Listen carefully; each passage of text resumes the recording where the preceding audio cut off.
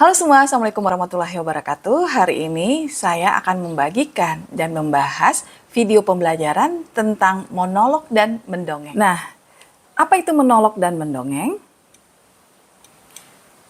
Nah, pengertian monolog, monolog itu adalah istilah keilmuan yang diambil dari kata mono yang artinya satu dan log dari kata logi yang artinya ilmu. Secara harfiah, monolog adalah suatu ilmu terapan yang mengajarkan tentang seni peran di mana hanya dibutuhkan satu orang untuk bisa melakukan adegan dalam beberapa karakter. Dengan demikian, dapat dikatakan monolog adalah kegiatan berkomunikasi atau berbicara yang dilakukan dalam satu arah. Sebab monolog hanya ada seorang pembicara, sedangkan yang lainnya adalah pendengar atau audiens. Kata monolog lebih banyak ditujukan untuk kegiatan seni, terutama seni peran dan teater. Nah, apa saja ide yang disampaikan dalam monolog? Yang pertama itu ada ekspresi diri. Jadi aktor dapat menggunakan monolog untuk mengekspresikan pikiran, perasaan, dan pengalaman pribadinya. Kemudian ada penceritaan. Aktor dapat menggunakan monolog untuk menceritakan sebuah kisah, baik fiksi maupun non-fiksi. Kemudian yang ketiga adalah persuasi. Jadi aktor dapat menggunakan monolog untuk meyakinkan audiens tentang suatu sudut pandang tertentu. Dan ide yang keempat adalah hiburan yang digunakan untuk menghibur audiens dengan humor, sarkasme, dan ironi. Nah, kemudian kita lihat apa saja itu bentuk monolog. Yang pertama itu monolog internal. Itu terjadi di dalam pikiran karakter dan tidak diucapkan secara lisan. Sementara monolog eksternal itu diucapkan secara lisan oleh karakter dan dapat didengar oleh audiens. Dan ada pula istilahnya monolog soliloquy, yaitu karakter yang berbicara kepada diri sendiri tanpa disadari oleh orang lain di sekitarnya. Dan monolog aside adalah karakter berbicara kepada audiens tapi tidak didengar oleh karakter lain di sekitarnya. Monolog langsung, karakter berbicara langsung kepada audiens dan dianggap sebagai bagian dari pertunjukan.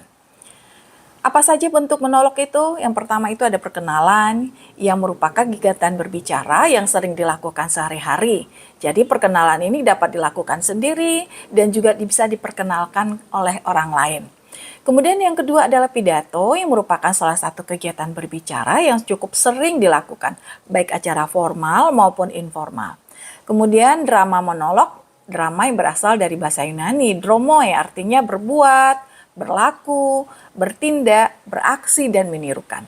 Drama monolog adalah drama yang berisi tentang percakapan seorang pemain drama dengan dirinya sendiri. Monolog dalam seni drama adalah pementasan peran yang dilakukan oleh satu pemain atau sendirian. Dan bentuk yang keempat adalah bercerita atau mendongeng.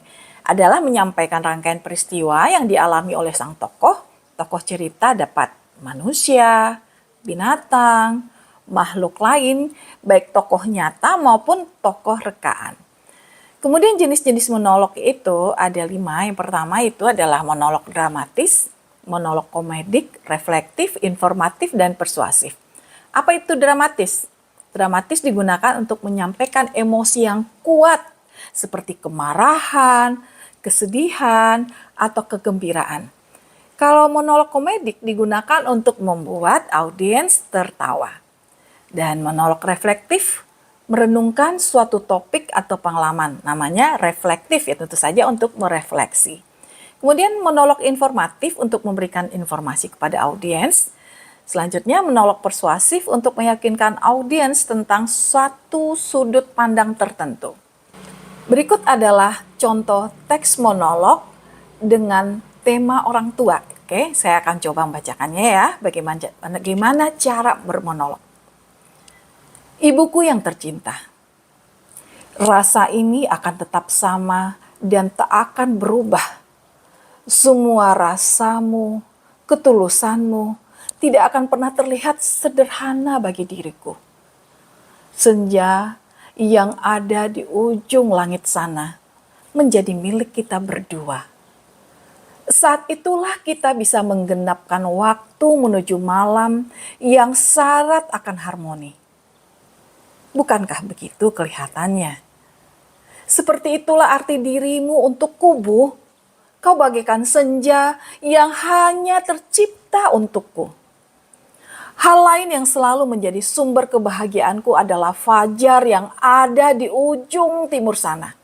Fajar itu pun akan selalu jadi milik kita bersama, kan Ibu? Ketika fajar membangkitkan sinar terang benderang untuk membuatkan kita lupa akan gelapnya malam.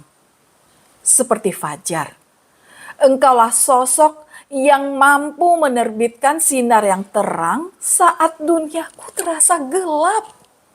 Semua hal itu terasa sangat indah saat dilalui bersamamu. Kau tahu, Ibu, dari semua yang ada di dunia ini, aku lebih suka untuk duduk selalu di sampingmu. Menceritakan tentang apa saja yang telah kulalui. Bagiku, hal sederhana ini jauh lebih menenangkan. Ibu, lihatlah anakmu ini. Aku ingin sekali menjadi sosok yang terbaik di dalam hidupmu. Ibu, aku berjanji akan selalu menjadi seseorang yang bisa engkau banggakan. Ibu, engkau akan selalu hidup di hatiku. Aku sayang Ibu. Nah, itu tadi ya contoh teks monolog dengan tema orang tua, Ibu. Nah, sekarang kita masuk ke bahasan selanjutnya tentang mendongeng. Dongeng merupakan salah satu bentuk karya sastra yang isinya cerita khayalan. Dongeng biasanya mengandung pesan moral yang tinggi dan terungkap melalui karakter atau watak tokoh. Dongeng atau folktale sebenarnya hanya bagian kecil dari sebuah lingkup besar kebudayaan kolektif yang dalam antropologi dikenal dengan folklore. Jadi mendongeng adalah seni bercerita kepada orang lain, baik secara lisan maupun tertulis, dan mendongeng dapat digunakan untuk tujuan hiburan, pendidikan, ataupun pelestarian budaya. Apa saja jenis mendongeng? Yang pertama itu untuk anak-anak. Tentu saja menggunakan bahasa yang sederhana, mudah dimengerti, serta cerita yang penuh dengan imajinasi dan keajaiban. Mendongeng untuk orang dewasa biasanya menggunakan bahasa yang lebih kompleks dan ceritanya pun lebih variatif. Kemudian ada mendongeng edukatif, digunakan untuk mendidik audiens tentang suatu topik tertentu. Mendongeng menghibur digunakan untuk menghibur audiens. Dan mendongeng inspiratif digunakan untuk menginspirasi audiens. Nah, kemudian kita lihat jenis mendongeng berdasarkan isi cerita. Ada fabel, mite, legenda. Apa itu fabel?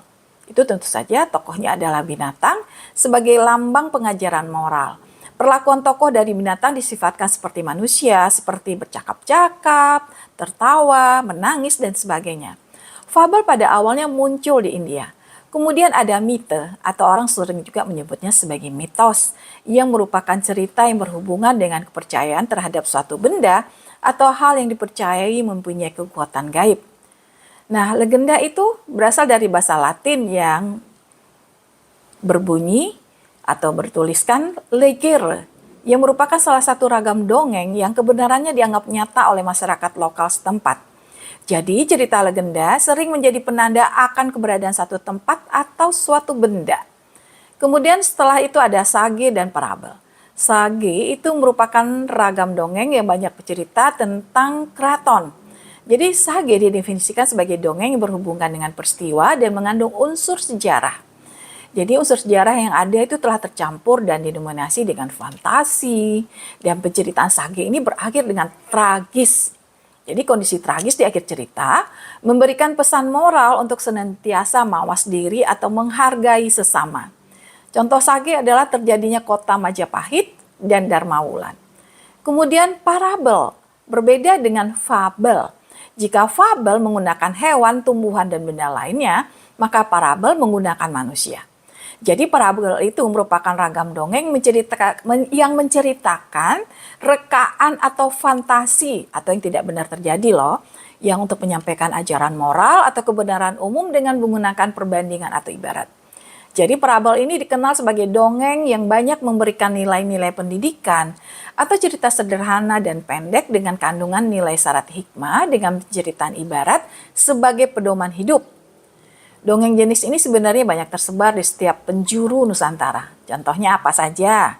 Ya, ada Malin Kundang, ada Kabayan, ada Hikayat Bayan Budiman, ada Mahabharata, ada Bhagavad Gita, dan kemudian selanjutnya adalah dongeng jenaka serta wiracarita. Dongeng jenaka tentu saja bercerita tentang hal-hal yang lucu. Jadi dibangun dengan tingkah laku orang bodoh, malas, atau cerdik. Sifat dari dongeng ini tentu saja menghibur, tetapi dari setiap kelucuannya biasanya memberikan pesan-pesan moral tertentu. Contohnya ada Pak Pandir, Pak Belalang, Si Lebay Malang, dan Abu Nawas. Kalau wiracarita itu adalah cerita kepahlawanan atau epos, yaitu cerita dongeng yang mengangkat cerita besar yang pelaku utamanya adalah ksatria yang gagah berani, pandai berperang, dan selalu memperoleh kemenangan. Seperti Ramayana, Mahabharata, Saur Sepuh, Tutur Tinular, dan sebagainya. Kemudian ada lagi dongeng hikayat, cerita pelipur lara, dan perumpamaan. Hikayat itu adalah dongeng yang mengangkat cerita rakyat yang tumbuh dan berkembang di satu daerah. Contohnya hikayat Hang Jebat dan hikayat Hang Tuah, yang itu berasal dari Riau, ya. Kemudian cerita pelipur lara merupakan bentuk cerita yang bertujuan untuk menghibur para tamu dalam suatu perjamuan dan diceritakan oleh ahli cerita, seperti wayang yang diceritakan oleh seorang dalang. Ada lagi cerita perumpamaan yang mengandung kiasan atau ibarat, nasihat-nasihat yang mendidik. Cerita perumpamaan ini bisa dicontohkan pada cerita layang-layang, di mana setiap orang menjadikan mainan yang bisa terbang itu sebagai perumpamaan dalam hidupnya. Nah, sekarang kita masuk nih ke bahasan selanjutnya, itu bentuk mendongeng. Ada mendongeng tradisional, modern, lisan, dan mendongeng tertulis. Jadi kalau tradisional tentu saja diturunkan dari generasi ke generasi dan biasanya memiliki pesan moral. Kemudian mendongeng modern dibuat oleh pendongeng kontemporer dan tidak selalu memiliki pesan moral. Apa itu mendongeng lisan? Tentu saja disampaikan secara langsung tanpa menggunakan media tertulis. Dan mendongeng tertulis tentu saja ditulis, ya, ada media tertulisnya seperti buku, artikel, naskah, novel, cerpen, dan sebagainya. Sekian ya perjumpaan kita dalam pembelajaran tentang menolok dan mendongeng. Mudah-mudahan bermanfaat. Sampai jumpa di vlog pembelajaran saya berikutnya. Assalamualaikum.